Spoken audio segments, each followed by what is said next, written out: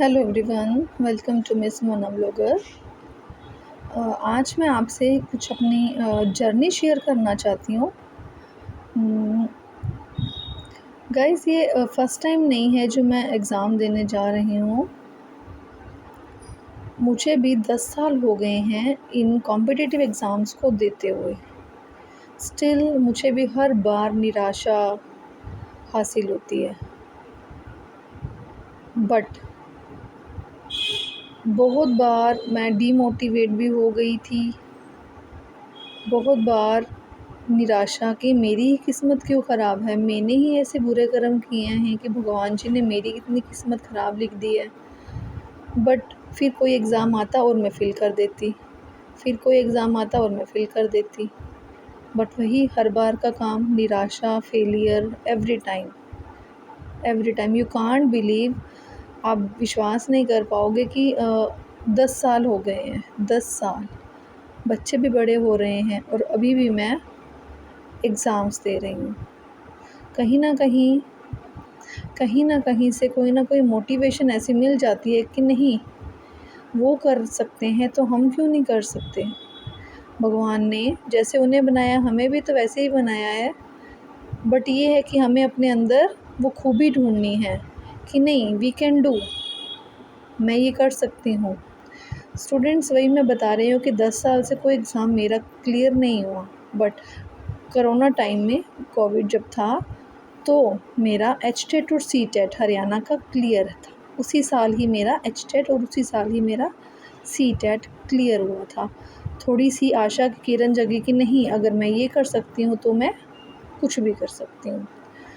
उसी के बाद मैं फिर से एग्ज़ाम निकले, हरियाणा टीजीटी इंग्लिश निकला था, वो मैंने फ़िल किया और मैंने प्रेपरेशन भी की।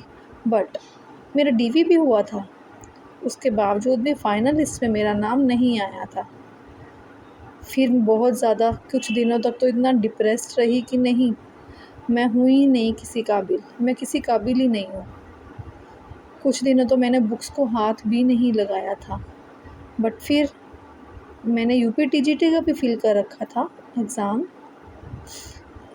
और जैसे ही नोटिफिकेशन मिली कि अब हमारा यूपी टीजीटी होने वाला है, तो मैं फिर से आशा की किरण जगी कि नहीं, मैं कर सकती हूँ।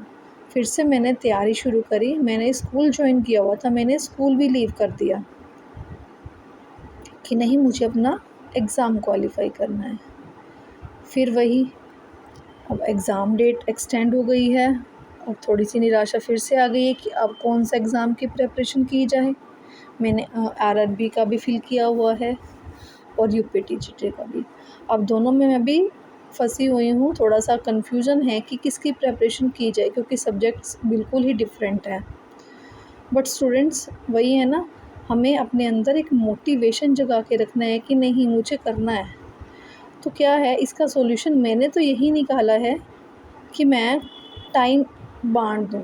मॉर्निंग में मैं अपना यूपी टीजीटी की प्रिपरेशन करूँ और इवनिंग टाइम 4 o'clock से I will do my preparation, my study for RRB NTPC.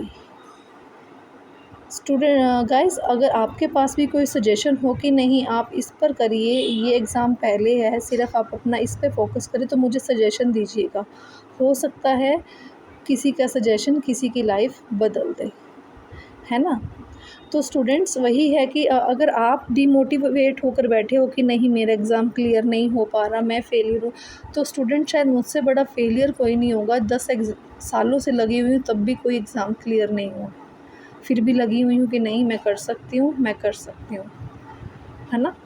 Students, अगर आपको लगे कि हाँ, आपको मोटिवेशन मिली है, तो लाइक करना और मुझे कमेंट में रिस्पॉन्स भी करना, और अगर कुछ कमी लगे तो वो भी बताना। I will improve my self. और स्टूडेंट्स, अगर आप भी कुछ ऐसा मुझे राय देना चाहते हैं, कुछ सजेशन देना चाहते हैं कि इंग्लिश की वीडियो डालो ग्रामर की, तो मैं आपको ग्रामर की, रूल्स की, ग्रामर के किसी भी टॉपिक की वीडियो डाल दूँगी। अगर आपको किसी भी इंग्लिश ग्रामर के टॉपिक में प्रॉब्लम आती है तो आई विल शेयर।